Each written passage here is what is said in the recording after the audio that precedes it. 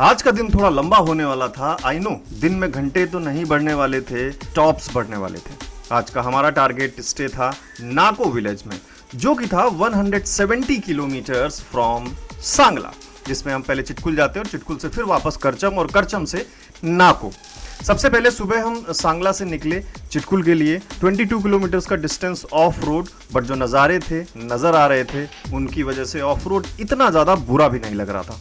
बड़े बड़े पहाड़, ग्रीन फॉरेस्ट, पतला रास्ता और ब्यूटीफुल व्यूज देखते हम पहुंच गए Chitkul, the last village of India at China border.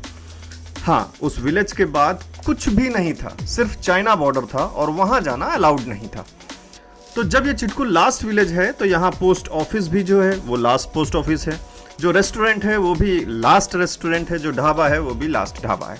फिर क्या, लास्ट ढाबा में हम भी पहुंच गए ब्रेकफास्ट के लिए। ब्रेकफास्ट के बाद आई लव चिटकुल पर हमने कुछ फोटोज और वीडियोस करी। उसके बाद हम वापस चल पड़े अपने स्पीति सर्किट के लिए और फिर वही वापस 45 किलोमीटर का ऑफ रोड स्ट्रेच कंप्लीट करके हम पहुंच गए करचम। करचम से वापस हमारा सर्किट वाला रास्ता कंटिन्यू हो गया विद माइंड ब्लोइंग हाईवे जैसे रोड्स ने तो मानो दिल ही जीत लिया। ऐसा लग रहा था कि बच्चा भी कोई साइकिल चलाकर जा सकता है।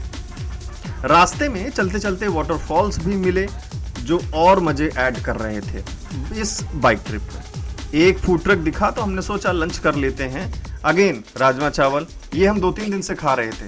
राजमा चावल, सिड्डू, मोमो, मैगी। अब दाल चावल रोटी सब्जी चाहिए थी बस कि कहीं से भी मिल जाए, पर जो ऑप्शन वही था तो ऑप्शन वही था।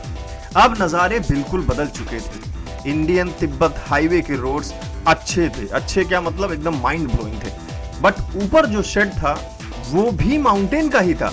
यस, सारे रास्तों का हाफ माउंटेन कट करके रास्ता बनाया गया था, जिसमें आपके सर के ऊपर माउंटेन का ही शेड होता है। एडवेंचरस और डेंजरस दोनों, क्योंकि एक तरफ थी नदी और एक तरफ थे पहाड़ और ऊपर पहाड़ का शेड।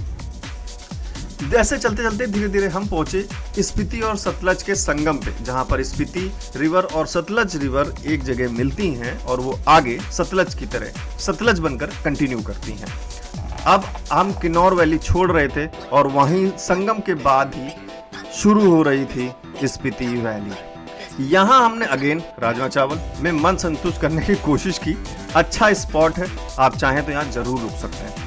इस संगम के बाद आगे बढ़ने पर हमने आज का डेस्टिनेशन नाको के लिए था हमारा।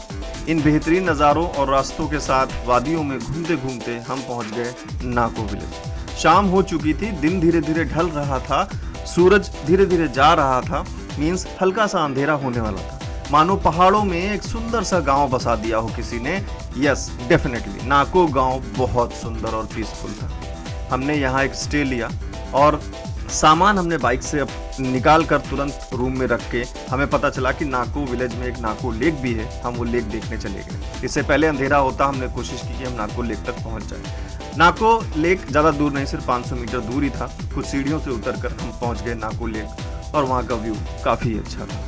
हमने सोचा कि शायद अगर हम सुबह इसको देख पाते तो और भी बेहतरीन इसका नज़ारा होता, बट सुबह हमें निकलना था काजा के लिए, क्योंकि अगले डे 4 पे हमें पहुंचना था the heart of Spiti valley, the main city of Spiti valley, Kaza.